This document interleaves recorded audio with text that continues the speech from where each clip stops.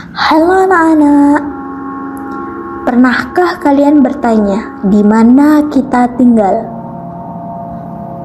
Mengapa bumi bisa ditinggali manusia, hewan, dan tumbuhan?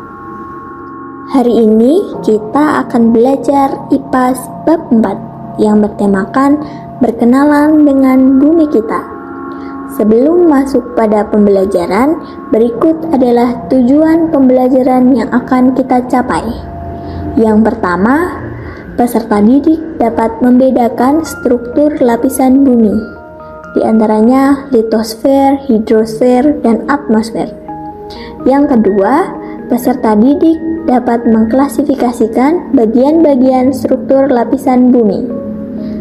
Dan yang ketiga, peserta didik dapat menganalisis perubahan-perubahan di muka bumi dan proses terjadinya siklus air. Tahukah kamu, ternyata bumi tempat kita tinggal ini memiliki beberapa lapisan penting dan juga mengalami peristiwa alam yang luar biasa. Yuk kita berkenalan dengan bumi tempat tinggal kita. Bumi adalah planet tempat tinggal kita. Bumi menyediakan udara untuk bernafas, air untuk minum, dan tanah untuk berpijak, agar semua makhluk hidup dapat hidup dengan baik. Bumi memiliki beberapa lapisan yang saling berhubungan dan memiliki fungsi berbeda-beda. 3 lapisan utama yang akan kita pelajari adalah litosfer, hidrosfer, dan atmosfer. Lapisan yang pertama adalah litosfer. Litosfer merupakan lapisan paling luar bumi yang tersusun dari batuan dan tanah. Disinilah manusia, hewan, dan tumbuhan hidup. Litosfer membentuk daratan seperti gunung, bukit, dataran, dan lembah. Gunung adalah bagian daratan yang menonjol dibandingkan dengan dataran lainnya. Biasanya gunung berukuran sangat besar, jadi kalian bisa melihat gunung dengan sangat jelas walaupun dari jarak jauh. Kalian juga bisa melihat bukit. Bukit yaitu dataran yang menjulang tinggi, namun ukurannya jauh lebih kecil dibandingkan gunung. Jika gunung diibaratkan sebagai ibu atau ayah, maka bukit adalah anaknya. Selain gunung dan bukit, kalian juga bisa menemukan lembah. Lembah adalah dataran landai yang terbentuk akibat adanya 2 bukit atau 2 gunung. Bentuknya seperti cekungan. Di daratan, kalian juga bisa menemui dataran tinggi dan dataran rendah. Dataran tinggi adalah daerah daratan yang ketinggiannya lebih dari 200 meter di atas permukaan laut. Adapun dataran rendah, yaitu bagian daratan yang ketinggiannya antara 0 sampai 200 meter di atas permukaan laut. Tanah di litosfer sangat penting karena digunakan untuk bertani, membangun rumah, dan berbagai aktivitas manusia. Lapisan yang kedua adalah hidrosfer. Hidrosfer adalah lapisan perairan yang menyelimuti permukaan bumi. Semua air yang ada di bumi seperti laut, sungai, danau, rawa-rawa, air hujan, air tanah, dan es di kutub adalah bagian dari hidrosfer. Sekitar 71% dari permukaan bumi tertutup air. Air sangat penting bagi kehidupan. Semua makhluk hidup membutuhkan air untuk bertahan hidup. Tanpa hidrosfer, bumi akan menjadi tempat yang kering dan tidak dapat ditinggali. Lapisan bumi yang ketiga adalah atmosfer. Atmosfer adalah lapisan udara yang menyelimuti permukaan bumi. Lapisan ini berfungsi melindungi bumi dari panas matahari dan dari benda-benda luar angkasa.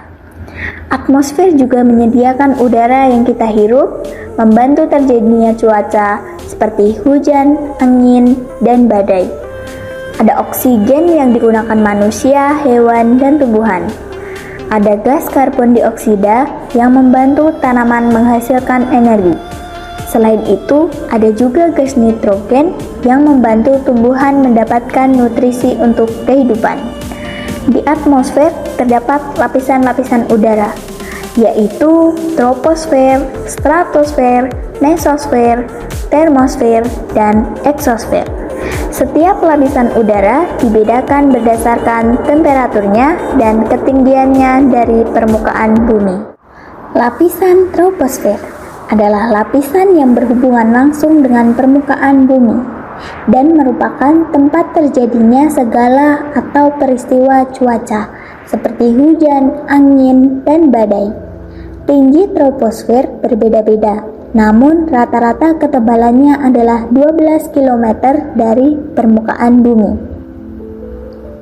Lapisan stratosfer adalah lapisan yang melindungi makhluk hidup dari sinar ultraviolet, karena stratosfer merupakan tempat bernaungnya lapisan ozon yang dapat menyerap sinar ultraviolet.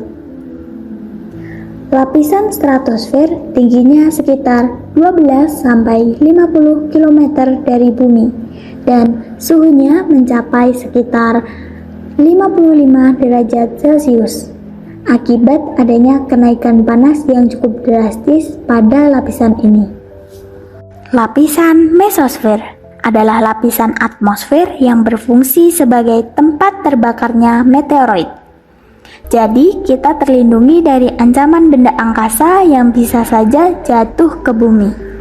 Suhu di mesosfer dapat mencapai minus 83 derajat Celcius karena pada mesosfer berlaku hukum gradient termik.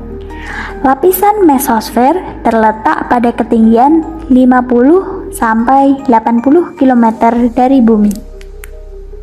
Lapisan termosfer adalah lapisan tempat terjadinya proses ionisasi, di mana ion positif dan elektron bebas bermuatan negatif terbentuk. Proses ionisasi yang terjadi menyebabkan penambahan dan pengurangan jumlah elektron yang menghasilkan cahaya berwarna-warni di angkasa, yang biasa disebut aurora. Lapisan termosfer jaraknya sangat jauh dari permukaan bumi, yaitu sekitar 80-400 km dari permukaan bumi. Lapisan eksosfer adalah lapisan paling luar dan paling atas dari atmosfer. Lapisan eksosfer berada di atas 400 km dari permukaan bumi. Jaraknya yang jauh dari bumi menyebabkan pengaruh gaya gravitasi bumi sangat kecil. Eksosfer merupakan lapisan antara bumi dan angkasa luar.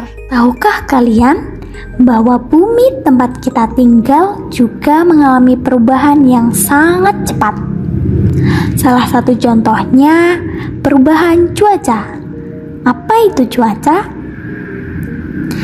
Secara sederhana, cuaca adalah keadaan udara di atmosfer pada waktu dan tempat tertentu yang sifatnya tidak menentu dan berubah-ubah. Hujan sebagai salah satu peristiwa alam yang merupakan bagian dari siklus air. Apa itu siklus air? Siklus air adalah proses perpindahan air dari permukaan bumi ke atmosfer yang terjadi secara terus-menerus. Siklus air adalah proses perputaran air yang terjadi secara terus-menerus di bumi. Proses ini terjadi dari beberapa tahapan. Tahap yang pertama yaitu penguapan atau evaporasi. Air dari laut, sungai, dan danau akan menguap karena panas matahari. Air yang menguap berubah menjadi uap air dan naik ke udara.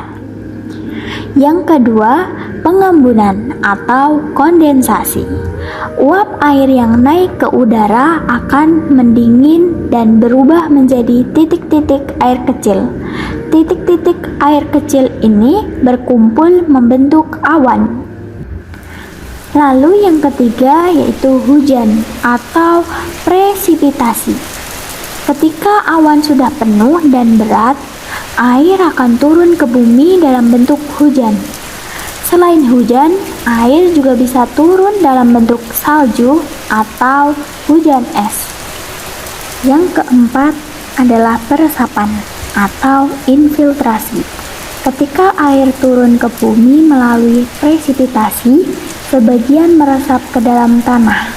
Infiltrasi memiliki peran penting untuk mendistribusikan air hujan, sehingga sangat berpengaruh terhadap limpasan permukaan, banjir, erosi, ketersediaan air untuk tanaman, air bawah tanah, dan ketersediaan air untuk irigasi di musim kemarau. Tahap yang kelima, air kembali ke laut atau limpasan.